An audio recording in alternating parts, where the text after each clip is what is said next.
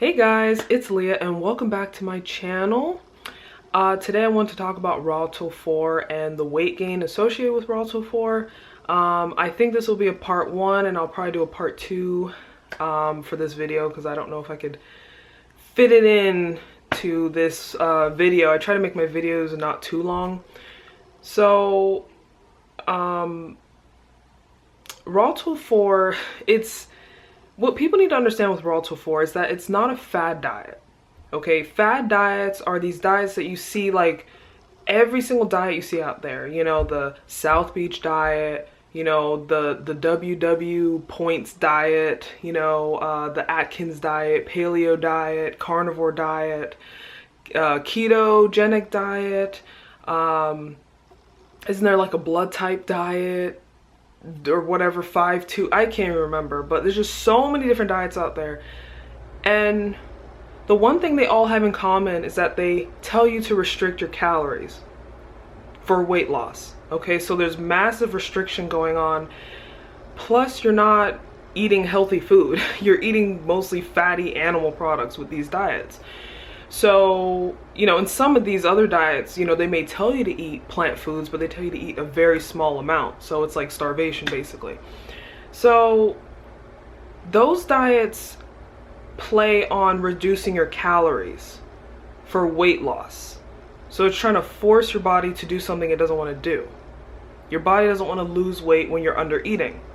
It will happen, but it doesn't want to do it, and that's why you hit plateaus as you lose weight, because it's trying to stop you from losing weight. So Rawtill4 is different. Rawtill4 is taking your is considering your metabolism. So your metabolism is at play here. These other diets don't care about your metabolism. Rawtill4 does. Or high carb, low fat. Even if you're doing mostly starch, I mean, you know, then that would be just as, you know, that would be good. I wouldn't say it's just as good. I think nothing compares to eating a lot of fruit. But if you're just doing high carb, low fat or Rawtill4, I think you'll get good results. But Rawtill4 is what I'm mainly talking about. So Rawtill4 is a completely different diet / lifestyle to these other diets that people like to follow, right? Your metabolism is what's controlling the situation, okay? The reason why you are gaining weight is more than likely because you have been restricting up to the point you started Rawtill4, or maybe you had a past of some restriction, whether it was intentional or unintentional.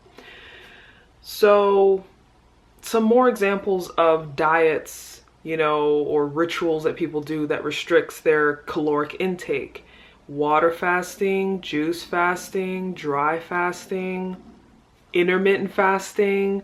You know, all these things sound cool and sound like, ooh, it's something different for me to do, and you know, this is what's gonna help me lose the weight forever. It's like they all involve calorie restriction. It doesn't matter which one you do. Well, to some degree it kind of does, depending on how bad the damage will be, but as far as the weight rebound goes, you will rebound after every one of those different diets. So we don't want to restrict calories, and that's the beauty of Rawtill4. Rawtill4 does not force you to lose weight through calorie restriction. It is basically trying to make your metabolism more efficient at burning fat, because you're burning fat anyway. Every day when you're laying in bed, you're burning fat, right? But you're burning fat at a slightly slower rate because you're not moving a lot. But the moment you start exercising, you know, cardio, walking, whatever, you start burning fat faster, right? It makes sense. So everything kind of speeds up, and so you got to fuel that to continue that fat burn process, right? So,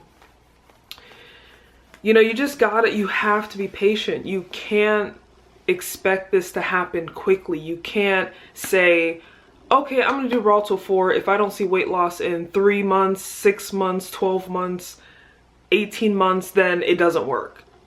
There's no timeline. Fat loss will happen when your metabolism is ready. When your metabolism feels like it is safe and it can lose the weight because it doesn't think you're going to enter a famine or you're not in a famine, that's when the fat loss will happen. So I will come back with a part 2. My camera's about to die. So let me know down below what you guys think. Comment any, questions or concerns. I'll be back with a part 2 that will discuss different ways you can troubleshoot your Rawtill4 journey, I guess.